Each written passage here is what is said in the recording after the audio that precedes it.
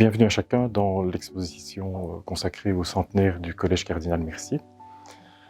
Effectivement, il a paru tout à fait normal d'organiser une exposition à l'occasion du centenaire de l'école. C'est de bon ton, c'est une tradition, c'est une habitude. Une exposition, ça existait déjà aussi lors du 75e anniversaire du collège. Celle-ci, évidemment, requiert beaucoup plus de soins, ou en tout cas celle-ci a requis beaucoup plus de soins de notre part parce qu'on a voulu vraiment glorifier les 100 ans. L'exposition, donc, elle est thématique. Elle tourne autour de 8 thèmes que nous avons retenus et donc elle n'est pas chronologique. C'est important à savoir pour pouvoir la comprendre. Ces 8 thèmes concernent essentiellement les années 1920, 1930, 1940. On arrive aux années actuelles. Je vous invite maintenant à regarder quelques éléments importants de l'exposition sur lesquels nous devons nous attarder, pas par devoir de mémoire, mais parce que ce sont des pièces intéressantes. Alors, bien sûr, la personne qui a eu l'idée de créer l'école, c'est l'abbé Guilibert, qui a très vite été secondé dans son œuvre par l'abbé Verbruggen, premier directeur à avoir été désigné par le cardinal Mercier pour diriger l'école. L'école va commencer le 7 mai 1924 avec 4 élèves, 2 élèves internes, neveux du premier directeur, l'abbé Verbruggen, et 2 élèves externes que l'abbé Guilibert avait trouvés dans sa paroisse. Si on veut qu'une école soit viable, évidemment, il faut trouver des élèves. Mais viable, c'est-à-dire pour l'époque rentable, puisque l'enseignement n'était en tout cas pas subventionné comme il l'est maintenant. Et il a fallu faire appel à des affiches. Et la première affiche qui représente le projet de l'école, la voici, c'est une affiche qui date de 1924.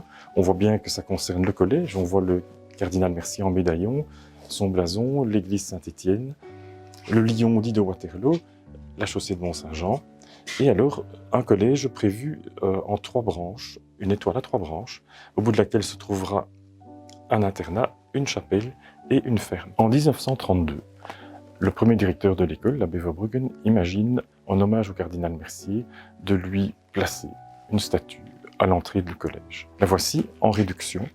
Il existe 4 exemplaires connus de cette statue, où on voit le cardinal Mercier, mais qui est déjà décédé, forcément, et un élève qui pose pour la statue. L'élève me dira un jour, il s'appelle Antoine van Melkebeek van den Nieuwenhuizen, qu'il est le seul personnage belge, le seul belge à avoir une statue à son nom alors qu'il n'avait pas été célèbre. Quant au cardinal Mercier, ce sera un prêtre titulaire de première secondaire qui va poser pour lui, puisqu'il est déjà dans la tombe en 1932. Et c'est Sa Majesté le roi Léopold III et Sa Majesté la reine Astrid qui viendront inaugurer la statue le 30 juin 1935. Dès le début, école catholique bien sûr, il a fallu imaginer la création d'une grande chapelle. Malheureusement, faute de moyens, cette grande chapelle ne sera jamais construite et on ne vivra jamais ici au collège qu'avec des chapelles provisoires. Jacques Lisenborg, qui était le directeur de l'école, décide de supprimer la chapelle et de la transformer en classe. Alors tout le mobilier de la chapelle, il va falloir le recaser quelque part. Cette statue-là était un cadeau que le cardinal Mercier avait reçu lors de sa nomination d'archevêque en 1906 de la part de la famille Otto. Le tabernacle de la chapelle qui se trouve ici, quand je dis tout cela, c'est pour dire au départ que le collège avait le droit de baptiser, le collège avait le droit de confirmer et le collège avait aussi le droit de marier. Si bien qu'au collège, nous possédons un registre de baptême, un registre de confirmation et aussi un registre de mariage. Au début de l'école, l'abbé Verbruggen a l'idée de faire vivre le collège en autarcie, à savoir que tout ce qui est consommé en termes alimentaires sur place doit être produit sur place également. C'est ainsi qu'on va aménager une boulangerie, on va aménager une boucherie et on va se doter d'infrastructures qui sont liées à l'exploitation d'une ferme. On va construire une ferme, on va aménager un potager, on va aménager un verger, une porcherie, un poulailler. Nous mangions à l'époque dans des assiettes au blason du cardinal avec un liseré vert. Pourquoi vert sur fond blanc? Parce que le vert et le blanc sont les couleurs du collège cardinal Mercier. Les louches étaient en argent, la soupière aussi, avec toujours l'indication collège cardinal Mercier, même au verso des petites cuillères. Les ronds de serviettes étaient en argent avec le blason. En mai 1940, malheureusement, la guerre revient à nos portes et le collège doit faire un choix qui est un choix compliqué. Que faire des élèves?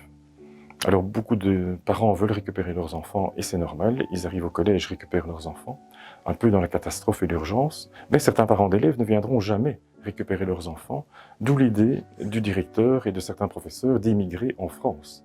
Et c'est ce qu'on va appeler l'épisode de Braine en France, où on va reproduire à La Blachère, dans le sud de la France, un collège en réduction, avec un directeur, l'abbé Hanon, et quelques professeurs. On va refaire un internat, on va essayer de rétablir une école plus ou moins secondaire avec tous les niveaux d'études, mais ça ne sera pas évident. En mai 40, les Allemands arrivent et ils vont transformer l'école en caserne, on peut dire vraiment cela, puisqu'ils vont être environ entre 150 et 200 soldats allemands. Ça va durer 4 ans, mais les unités militaires qui vont succéder ici au collège seront différentes. Ce ne sera pas toujours la même unité.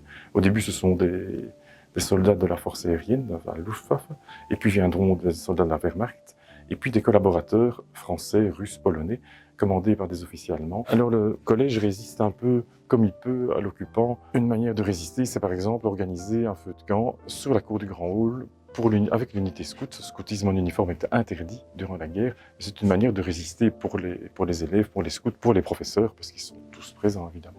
La guerre, c'est aussi la réalité de la nourriture et la plupart de nos terrains de sport sont transformés en potagers ou en champs de manière à cultiver suffisamment que pour pouvoir nourrir l'ensemble des élèves et des professeurs qui résident sur place. Alors voici un drapeau d'une société de résistance, section de Braine-l'Alleud.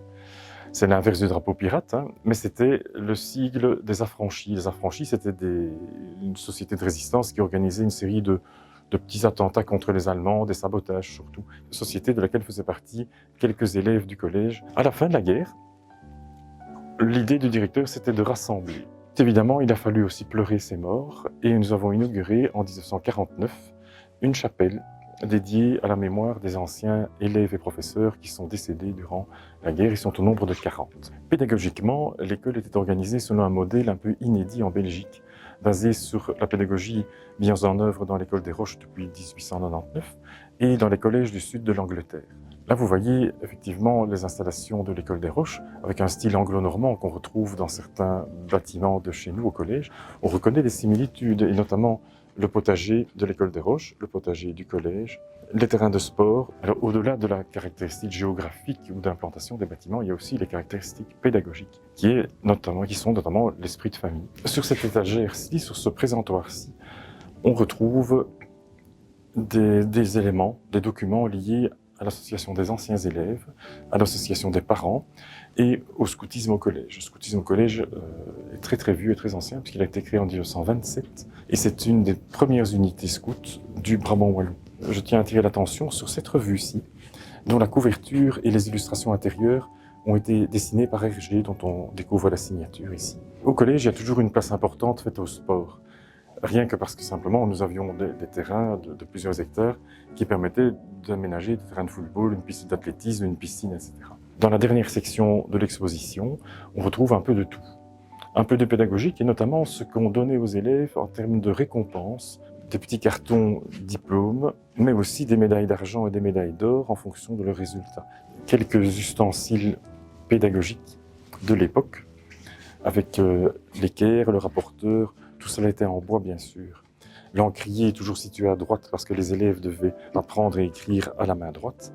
Une étagère consacrée aux sciences. Alors, ce sont généralement des appareils ou des objets ou des choses que l'on ne fait plus ou très très peu. Et alors, enfin, une ligne du temps qui représente toute l'histoire du collège, l'histoire essentiellement des bâtiments, où l'on voit l'évolution de l'ensemble des bâtiments de l'école, avec l'intermède de la guerre, bien sûr, parce que là, on n'a rien construit, on n'avait pas les moyens et puis les Allemands ne le souhaitaient pas. Le redéveloppement d'après-guerre et aussi, autre élément important quand même, puisque le collège s'est créé pour les garçons à l'origine, en 1981, on a ouvert l'école aux jeunes filles et maintenant elle représente certainement, du moins dans l'enseignement général, plus de la moitié des élèves. Voilà.